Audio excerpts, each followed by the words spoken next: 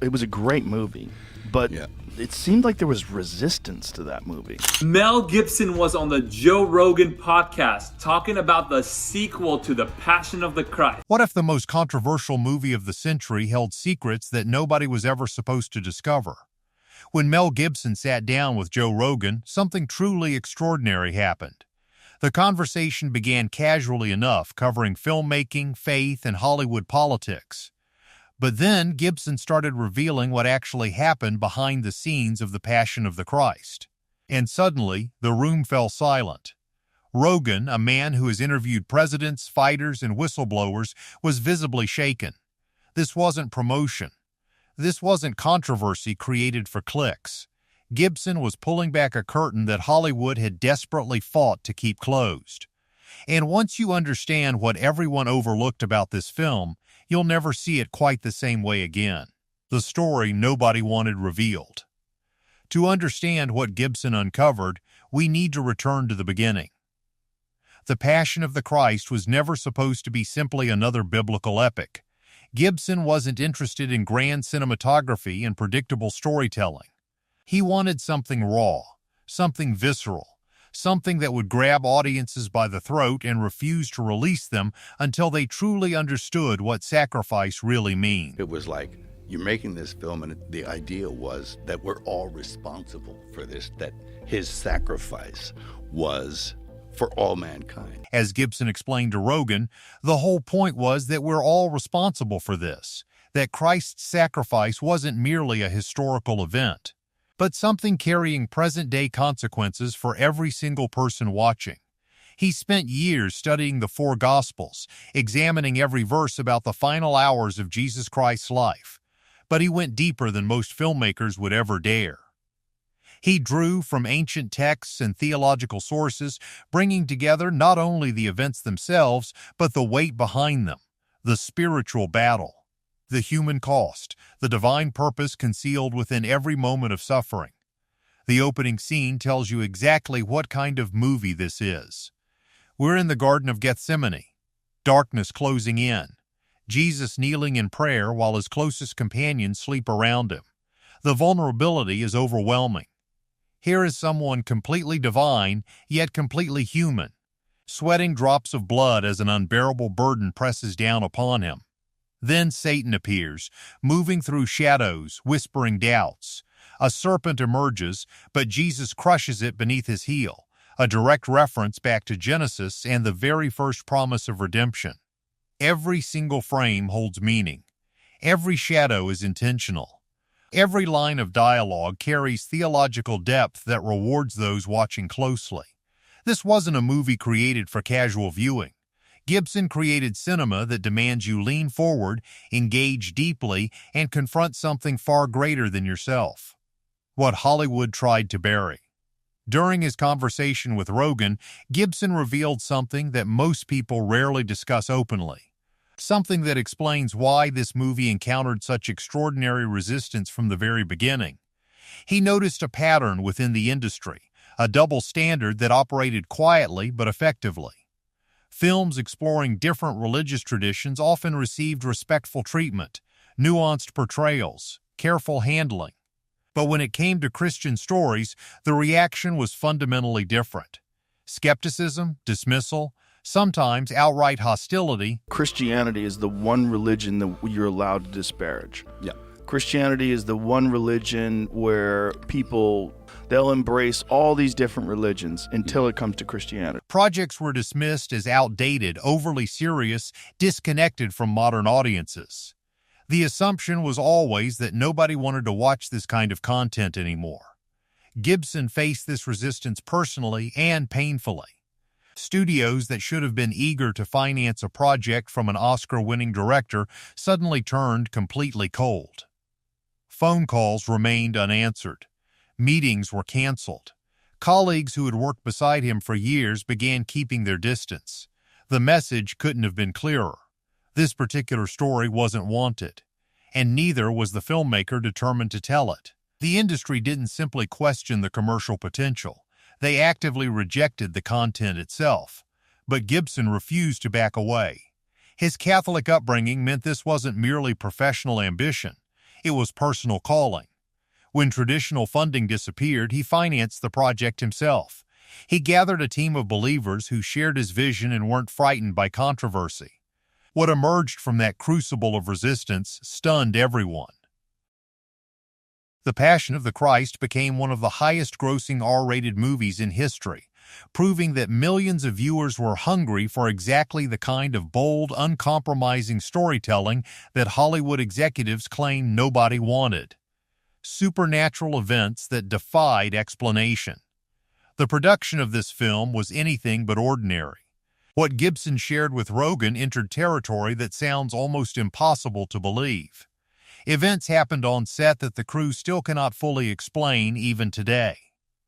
Jim Caviezel, chosen as Jesus, endured real physical suffering that translated to the screen in ways no special effects could ever recreate. The cross he carried weighed over 30 lb. During one take, it completely dislocated his shoulder. During the scourging scene, he was struck twice with real whips, once so hard it knocked the breath from his lungs, leaving his hands bleeding and raw. His pain wasn't merely acting. It was completely real, and that authenticity shines through every frame of the finished movie. Then came the lightning. Assistant director John Michelini was struck twice during filming. Caviezel himself was reportedly struck during the crucifixion scene, yet somehow walked away completely unharmed. The Passion, well, was struck by lightning on the last shot of the movie. But prior to that, it was shoulder dislocation. Lightning in biblical tradition symbolizes divine power and judgment.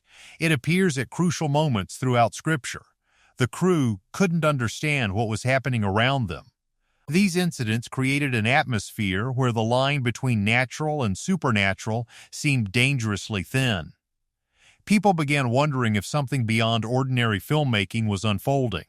Transformations reached beyond the physical world. Luca Leonello, who portrayed Judas Iscariot, entered production as an atheist. By the time filming ended, he had become a believer, deeply changed by spending months exploring themes of betrayal and redemption. Maya Morgenstern, who portrayed Mary, was secretly pregnant during filming.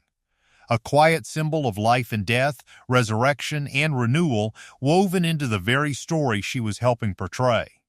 Gibson also shared accounts of unexplained healings. A young girl with severe epilepsy went an entire month without seizures after being present during filming. Others reportedly regained lost senses. Whether these were divine interventions, extraordinary coincidences, or psychological transformations, the cast and crew left convinced they had taken part in something far greater than a movie production. One scene perfectly expresses Gibson's artistic vision. After the crucifixion, Jesus' body rests in Mary's arms, echoing Michelangelo's famous Piet. The composition captures grief and grace together, devastation and dignity, human sorrow and divine purpose. It rises above religious tradition to speak to universal experiences of love, loss, and hope. Critics divided, audiences transformed. When The Passion of the Christ finally arrived in theaters, critical response was deeply divided. Roger Ebert, arguably the most influential film critic of his generation, gave it a perfect 4 stars, calling it the most violent and intense film he had ever experienced. Ebert wrote that he had never truly understood the depth of Christ's suffering until witnessing Gibson's uncompromising portrayal. Other respected critics praised the film's sincerity and artistic ambition, comparing Gibson's directorial vision to masters of spiritual cinema. Yet, controversy came from several directions. Before the film's release, religious leaders examined the script and voiced serious concerns. They feared certain portrayals could reinforce harmful historical stereotypes that had fueled anti-Semitism for centuries. These weren't trivial objections. History demonstrated how such narratives had been weaponized to justify persecution and violence. Gibson maintained that his goal was to show humanity's shared responsibility for Christ's death, not to blame any group, but the debate revealed how complicated any retelling of this story inevitably becomes. Scholars noted that Gibson added scenes without direct biblical foundation, like Judas tormented by demonic children. Gibson's response was direct. This was artistic interpretation designed to communicate spiritual truths, not documentary recreation. He used cinematic language, symbolism, and visual metaphor to examine themes of guilt, redemption, and spiritual warfare. The film balanced precariously between historical representation and theological meditation. Different viewers brought wildly different expectations and left with radically different experiences. Some found it spiritually transformative, others found it troubling. Almost nobody walked away indifferent. The intensity of debate only increased public interest. People who would never normally consider religious films felt compelled to decide for themselves. Church groups organized mass screenings. Religious leaders delivered sermons examining its implications. Media outlets published countless stories analyzing every frame. Gibson had created something that absolutely refused to be ignored. The Resurrection Project. Gibson isn't finished exploring these themes. In fact, he's only beginning. During his conversation with Rogan, he revealed that for 6 to 7 years, he and screenwriter Randall Wallace have been developing something more ambitious. A movie about the resurrection told not through linear storytelling, but as a cosmic exploration of the eternal battle between good and evil. Gibson described the project as ambitious. It spans from the fall of the angels to the death of the last apostle. This isn't a sequel. It's an expansion into territory that mainstream cinema has never explored. Gibson wants to reveal how that moment in history, the resurrection, connects to everything before and after. He's studying ancient texts, theological debates, and research to build a narrative that challenges audiences to view familiar stories anew. For him, the Gospels aren't mythology. They're history supported by the testimony of the apostles, all of whom died rather than reject what they witnessed. As Gibson asked Rogan directly, who dies for something they know is a lie? That question alone, he believes, supports the supernatural claims at the heart of Christianity. The resurrection remains the hardest part of faith for many. Someone executed, buried, and then emerging from a tomb defies the natural order. Gibson admits that for much of his life, he accepted these claims because others believed them, but he eventually sought his own understanding. That personal journey now shapes absolutely everything he creates. He isn't interested in preaching to the converted or creating content that confirms existing beliefs. He wants skeptics and believers alike to wrestle with profound questions about existence, meaning, and what happens when life ends. What everyone overlooked. So, what's the hidden truth that shook Joe Rogan? What brought visible emotion to a man known for his composure? It wasn't a single revelation. It was the weight of everything combined. The truth that creating the Passion of the Christ required Gibson to stand virtually alone against an industry that wanted this story buried forever. The truth that supernatural events occurred during filming that defy any rational explanation. The truth that art created with genuine conviction can transform lives beyond commercial entertainment. The truth that faith sometimes requires suffering. That speaking honestly means risking everything you've built. That some stories are worth whatever sacrifice is necessary to tell them. These truths cut through the noise of our cynical age. They reminded Rogan and his millions of listeners that sincerity still exists in a world ruled by calculation and image management. That people still create art for reasons beyond profit. That conviction still moves mountains. And that sometimes the most controversial stories are precisely the ones most desperately needing to be heard. Gibson's journey represents something rare, a refusal to compromise, a refusal to play it safe, a refusal to let industry gatekeepers decide which stories deserve telling and which should be silenced forever. The Passion of the Christ forces viewers to confront uncomfortable realities about suffering, sacrifice, and redemption. It offers no easy answers or comfortable reassurances. Instead, it demands that we wrestle with difficult questions about human nature, divine purpose, and the price of salvation. Questions most entertainment actively avoids. More than 2 decades after its release, the film remains divisive. Some view it as a masterpiece of spiritual cinema. Others regard it as deeply problematic. Both perspectives contain elements of validity.